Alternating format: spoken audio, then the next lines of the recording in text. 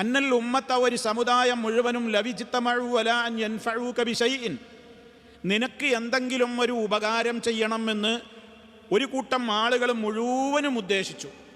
എന്നാലോ അല്ലാഹു സുബ്ഹാനഹു വ തആല ഇല്ലാ ബിശൈഇൻ ഖദ് ലം യൻഫഊക ഇല്ലാ ബിശൈഇൻ ഖദ് കതബഹുല്ലാഹു ലക, അല്ല നിനക്ക് തീരുമാനിച്ചിട്ടുള്ള ഉപകാരം എന്താണോ അതല്ലാതെ ഇവിടെ ആര് വിചാരിച്ചാലും നിനക്ക് ചെയ്തു തരാൻ കഴിയൂല. അതിൻ്റെ നേരെ എതിർവശവും പറഞ്ഞു. ഇനി ഏതെങ്കിലും ഒരു കൂട്ടം ആളുകൾ മുഴുവനും കൂടിയാണ് തീരുമാനമെടുത്തു നിന്നെ നശിപ്പിക്കാൻ, നിനക്കൊരു ഉപദ്രവം വരുത്താൻ. അവിടെ നമ്മളെന്താണ് മനസ്സിനെ പഠിപ്പിക്കേണ്ടത്?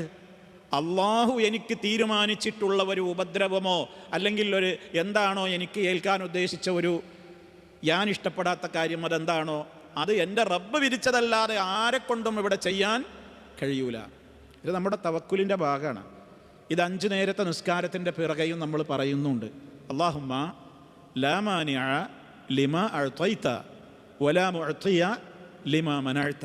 അല്ലാഹുവേ, ലാ മാനിഅ ലിമാ അഅ്തൈത, നീ കൊടുത്തത് തടയാൻ മുടക്കാൻ ഒരാളുമില്ല.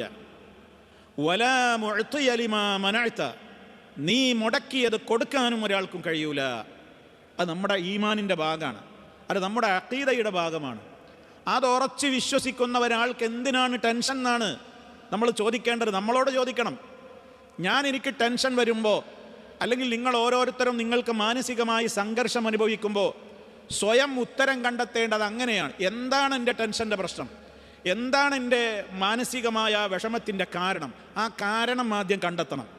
അത് കണ്ടെത്തിയിട്ട് പിന്നെ ഞാൻ എൻ്റെ മനസ്സിനോട് ചോദിക്കണം, നീ എന്തിനാ ബേജാറാകുന്നത്? എന്താ ബേജാറ്? ഒരു നന്മ എനിക്കൊന്നുകിൽ ഒരു ഉപകാരം വരാൻ പോണത് എനിക്ക് പോയിട്ടുണ്ടാവും, അല്ലെങ്കിൽ ഞാൻ വിചാരിച്ചൊരു കാര്യം എനിക്ക് കിട്ടിയിട്ടുണ്ടാവില്ല, അല്ലെങ്കിൽ ഞാൻ വിചാരിക്കാത്ത എന്തോ ഒരു അസുഖകരമായൊരു കാര്യം എനിക്ക് ബാധിച്ചിട്ടുണ്ടാകും. അതിൻ്റെ പേരിലാകും ടെൻഷൻ. ഇതിൽ ടെൻഷനാവേണ്ട കാര്യം എന്താണ്? അള്ളാഹു വിധിച്ചതല്ലാതെ നടക്കുമോ? ആരെന്ത് തീരുമാനിച്ചാലും ആരെന്ത് വിധിച്ചാലും റഹ്മാനായ റബ്ബല്ലേ, അത്യുന്നതനായ കോടതി അവിടെയല്ലേ, അവൻ്റെ തീരുമാനപ്രകാരമല്ലേ എല്ലാം നടക്കുകയുള്ളൂ. അവൻ തീരുമാനിച്ചതിലപ്പുറം ഇവിടെ ഒന്നും നടക്കൂലല്ലോ എന്ന മനസ്സിനെ പഠിപ്പിച്ചു കഴിഞ്ഞാൽ ഒരു മനുഷ്യനും സങ്കടത്തിൻ്റെ കാര്യമല്ല. അപ്പം അതുകൊണ്ട് തന്നെ ഇവിടെ ഇസ്ലാം വളരെ കൃത്യമായി തന്നെ ഓർമ്മപ്പെടുത്തുകയാണെന്ത്?